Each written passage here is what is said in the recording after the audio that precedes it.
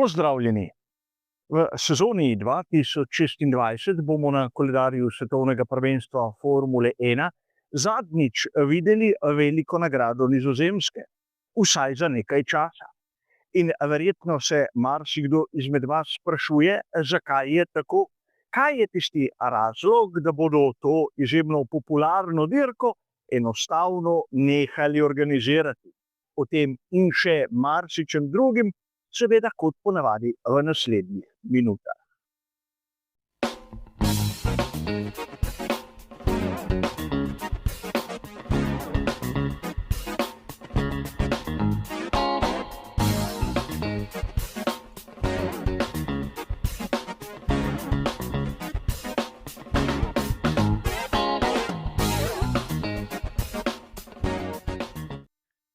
Marsikateri navdušenec lahko misli, da je velika nagrada Nizozemske nekako vezana na tisti val entuziazma, ki ga je sprožil Max Verstappen. Ampak ta dirka je na koledarju svetovnega prvenstva Formule 1 že dolga desetletja, s pavzami vmes. Če smo pravzaprav natančni, smo lahko ugotovili, da so dirko za veliko nagrado Nizozemske prvič priredili že davnega leta 1950. Leta takrat ni štela za svetovno prvenstvo, ampak to se je spremenilo že v letu 1952. In na tej progi se je skozi zgodovino zgodilo marsikaj, od pomembnega do tragičnega. Med tiste svetle točke moramo šteti na primer prvo zmago Lotusa 49 leta 1967, ko so bolid dobesedno prvič pripeljali na progo, ko Jim Clark se je usedel vanj in seveda zmagal, brez da bi prej sploh preizkusil zadevo. In ne smemo pozabiti na tisto, kar se je zgodilo leta 1975. James Hunt je dosegel prvo zmago takrat z ekipo Hesketh. Ampak tu seveda ne smemo pozabiti, da sta umrla dva pomembna voznika, katerih ime je večini navdušencev neznano. Piers Courage in seveda Roger Williamson. A o tem verjetno bolj podrobno kdaj drugič. Kot zanimivost, leta 1972 dirke za veliko nagrado Nizozemske na progi v Zandvoortu ni bilo, ker so se vozniki dobesedno uprli. Proga je bila prenevarna, premalo so vlagali v posodobitve in seveda dirka je odpadla. Toliko o tem, kako so danes vozniki zahtevni, kako danes po mnenju nekaterih samo jočejo in se pritožujejo. Vozniki pač cenijo svoje življenje, tako kot jaz in verjetno vi. A tu ne smemo mimo dejstva, da letos zadnjič prirejajo veliko nagrado Nizozemske, čeprav bi lahko dejali, da z Maxom Verstappenom je ta kategorija v matični državi izjemno popularna. Zakaj so se organizatorji tako odločili? Namreč tu je treba poudariti, da je želja o prekinitvi pogodbe prišla iz strani organizatorjev in ne Formula 1 menedžmenta. Najprej je treba tu poudariti, da velika nagrada Nizozemske je specifična zaradi enega razloga. Tu država ne sodeluje. Torej, organizator dirke na progi v Zandvoortu ne dobi nobenih sredstev, s katerimi bi lahko ceneje priredil dirko. In to pomeni, da ukolikor ne prodajo vseh kart, imajo izgubo. Lep primer leta 2020. Takrat je na koledarju že bila dirka za veliko nagrado Nizozemske, ampak odločili so se, da jo ne bodo organizirali, ker brez publike enostavno ne bi zaslužili dovolj. In sedaj se je verjetno marsikdo vprašal, zakaj pa države sodelujejo pri organizaciji dirk svetovnega prvenstva Formule 1. Lep primer je bivša dirka na progi v Imoli. uradno velika nagrada Emilia Romagna Made in Italy.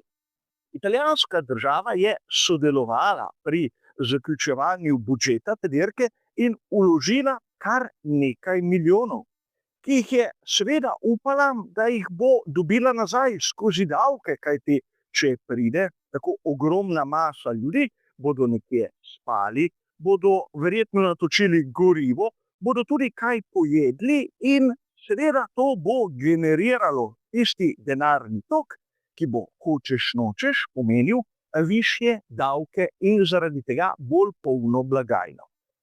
In poleg tega bodo pri državi dobili naprimer še prispevke za tiste plače od delavcev, ki so tisti vikend bili zaposleni in tako naprej.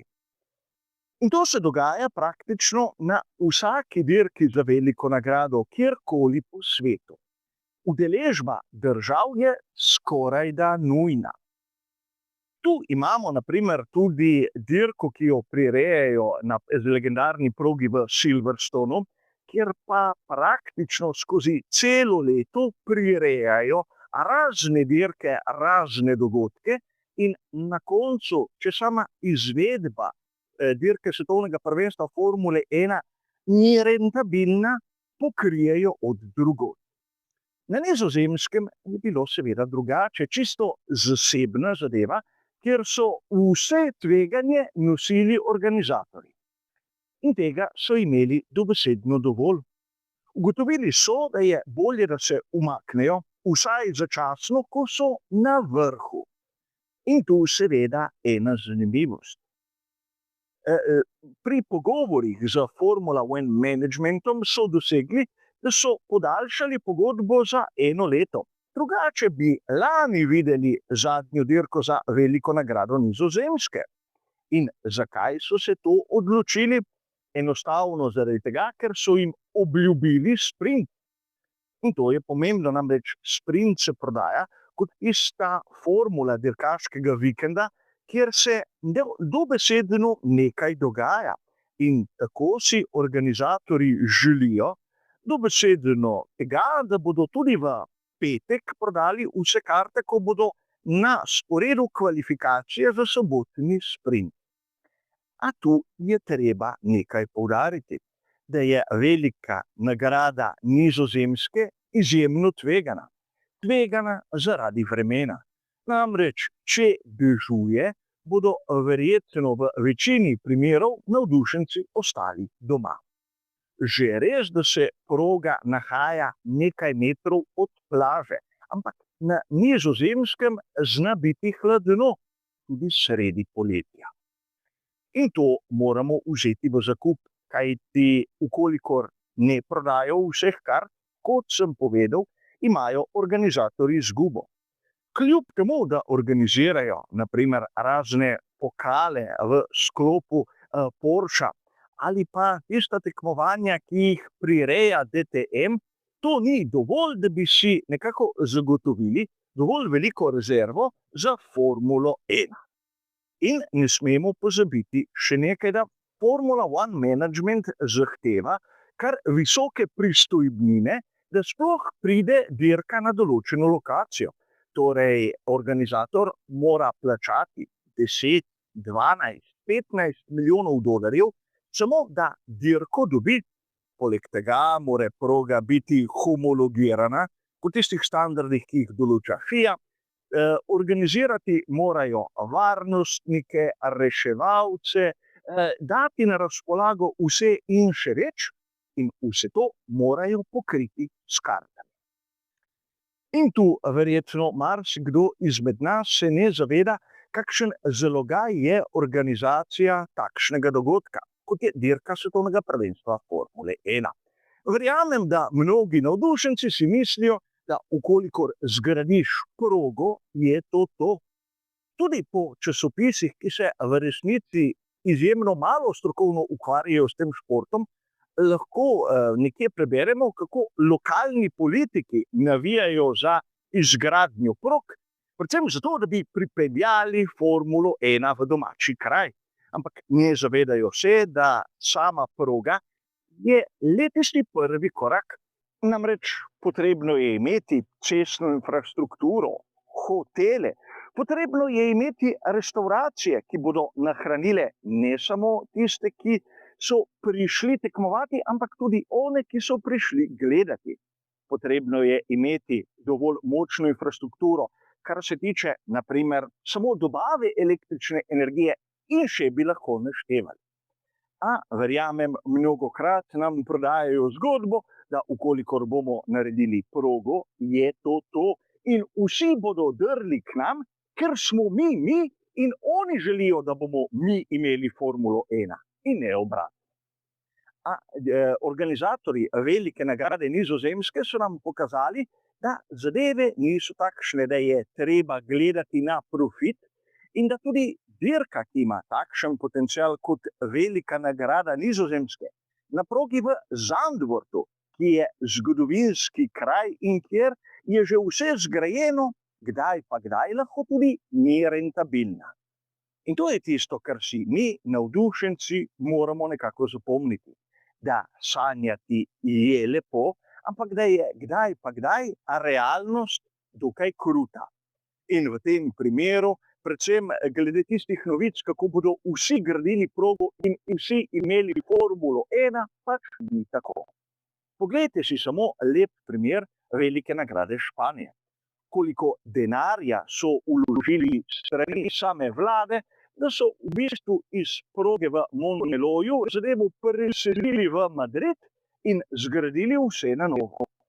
In to je nekaj, kar se mi ne zavedamo, da praktično izgradnja same proge in organizacija bo imela na začetku velikanske izgube, ki jih pa tisti navdušenci, ki ne razumejo Formule 1, skoraj nočejo razumeti. A toliko o tem, za danes bo to vse. Hvala za vašo pozornost in nasvidenje.